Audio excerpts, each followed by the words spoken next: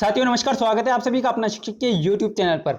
साथियों सीटेट 5 जुलाई 2020 के लिए बहुत ही कम दिन बचे हैं। उसके लिए एग्जाम की तैयारी आपकी काफ़ी अच्छी हो चुकी होगी और तैयारी की टेस्टिंग होना बहुत ही आवश्यक है।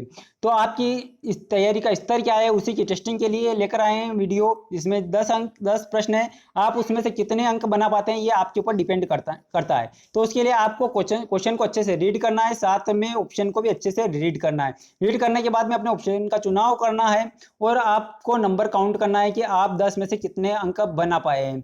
तो चलिए वीडियो की शुरुआत करते हैं। यहाँ पर पहला क्वेश्चन है, भाषण कौशल संपादनाय साधनम विद्यते। क्वेश्चन पढ़ना है, उसका हिंदी में अनुवाद भी करना है और साथ में ऑप्शन का चुनाव करना है। पहला ऑप्शन है यहाँ पर कथा श्रवणम, दूसरा है पद क्रीड़ा और तीसरा यहाँ पर अभ्यास है और चौथा है पठनम। तो यहाँ पर भाषण कौशल संपादन का सबसे अच्छा साधन कौन सा है? तो यहाँ पर सी ऑप्शन अपना सही होगा, अभ्यास। अगला देखिए, पद्य शिक्षणस्य कस्मिन् विधौ प्रश्न व्याकरण संबंधित भवन्ति, है ना। तो यहाँ पर पद्य शिक्षण की जो विधि है उसमें कौन सी विधि जो है, पद्य शिक्षण में कौन सी विधि है जो व्याकरण में प्रश्न से संबंधित होती है? खंडान्वय विधि, दंडान्वय विधि, भाष्य विधि या फिर तुलना विधि। तो यहाँ पर इसका सही आंसर हो जाएगा दंडान्वय विधि जो है।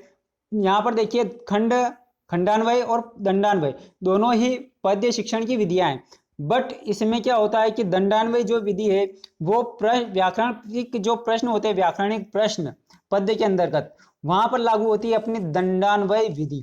चलिए अगला क्वेश्चन देखते हैं। यहाँ पर सामाजिक दृष्टिकोण शिक्षाया प्रमुखम उद्देश्यम वर्तते।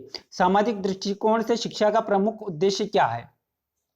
ऑप्शन है आपके सामने चारों, धनोपार्जनम यानी कि धन का उपार्जन करना, व्यावसायिक शिक्षा प्रदानम, अवकाशस्य सदुपयोगम और चौथा है यहाँ पर मानव जीवनस्य सर्वांगीण विकास। तो यहाँ पर सही ऑप्शन हो जाएगा अपना मानव जीवनस्य सर्वांगीण विकास। अगला देखिए यहाँ पर कंठस्था तू या विद्या कस्या शिक्षण पद्धत्या मूल स्रोत अस्ति।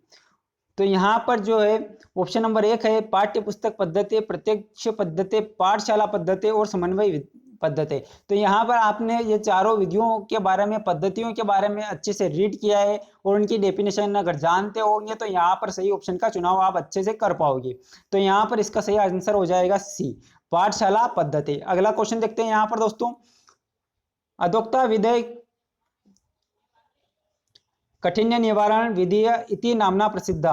अधोक्ता विधेय कठिन्य निवारण विधेय इति नामना प्रसिद्धा।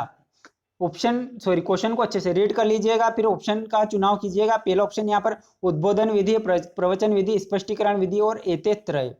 क्वेश्चन नंबर 18 के लिए यहाँ पर डी ऑप्शन हो जाएगा, क्योंकि तीनों विधियों जो है कठिन्य निवारण जो कठिनाई होती है पढ़ने में, भाषा सीखने में, भाषा अधिग्रहण करने में, उन कठिनाइयों को निवारण करने के लिए जिन पद्धतियों का उपयोग किया जाता है वो तीनों पद्धतियां यहाँ पर बिल्कुल सही है। तो यहाँ पर अपना डी ऑप्शन सही हो जाएगा। अगला क्वेश्चन देखिए सर जी, उच्चारण शिक्षण अनुवाचन प्रश्नोत्तर कठिन्य निवारणादीनानां च सोपान अवसरे शिक्षकेण क विधि अनुसरणी। क्वेश्चन को अच्छे से रीड करिएगा, हिंदी अनुवाद करिएगा, उसको समझने के बाद में सही ऑप्शन का टिक कर लिए। यहाँ पर पहला है प्रश्नोत्तर विधि, दूसरा है व्यवहारिक विधि, तीसरा है यहाँ पर अनुकरण विधि और चौथा है यहाँ पर परिष्कार विधि। तो यहाँ पर इसका सही ऑप्शन हो जाएगा परिष्कार विधि, डी ऑप्शन सर जी यहाँ पर बिल्कुल सही होगा। क्वेश्चन नंबर 20 देखिएगा यहाँ पर, पाठ्य पुस्तक से प्रारंभाय छात्राणाम पूर्व ज्ञान से धारिता प्रश्न कथ्यन्ते।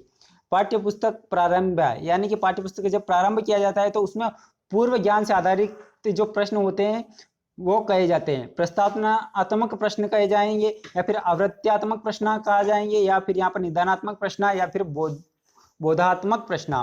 तो यहाँ पर पाठ्य पुस्तक का जब कोई पाठ्य योजना सर जी अपन शुरू करते हैं तो वहां पर सबसे पहले होते हैं पूर्व ज्ञान से जोड़ने के लिए बच्चों से प्रस्तावनात्मक प्रश्न किए जाते हैं, इसलिए यहाँ पर अपना ए ऑप्शन बिल्कुल करेक्ट होगा। अगला क्वेश्चन देखिए यहाँ पर, क्वेश्चन नंबर 21, भाषा शिक्षण कौशलेषु अंतिम कौशलम अस्ति। तो यहाँ पर भाषा शिक्षण कौशल आपको अच्छे से पता होंगे, 4 कौशल है और चारों कौशल की जो सीरीज है, क्रम है, वो बिल्कुल पूर्व निर्धारित है, ठीक है ना। तो यहाँ पर अंतिम कौशल के बारे में पूछा गया है तो यहाँ पर भाषणम बिल्कुल अंतिम कौशल होगा। अगला क्वेश्चन देखिए, व्याकरण शिक्षण विधिषु एक सॉरी एष विधि न परिगण्यते। व्याकरण शिक्षण की जो विधि है उसमें से एक विधि को नहीं गिना जाता है। यहाँ पर पहला ऑप्शन देख लीजिए, यहाँ पर अभिनय विधि, दूसरा है आगमन विधि, निगमन विधि और प्रत्यक्ष विधि।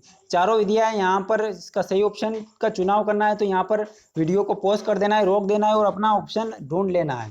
तो यहाँ पर इसका ये ऑप्शन सही हो जाएगा, अभिनय विधि, जो व्याकरण शिक्षण की जो विधियां है उसमें नहीं गिनी जाती है। अगला देखिए, अध्यापकीयन काव्यम वातावरणम कस्या पाठ योजना नाम स्पष्टीकरणम। तो यहाँ पर देखिए ऑप्शन नंबर 1 है व्याकरण पाठ योजनायाम, दूसरा है नाटक पाठ योजनायाम और पद्य पाठ योजनायाम और गद्य पाठ योजनायाम।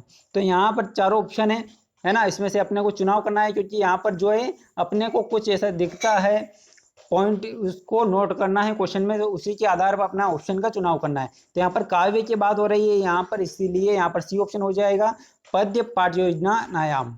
अगला क्वेश्चन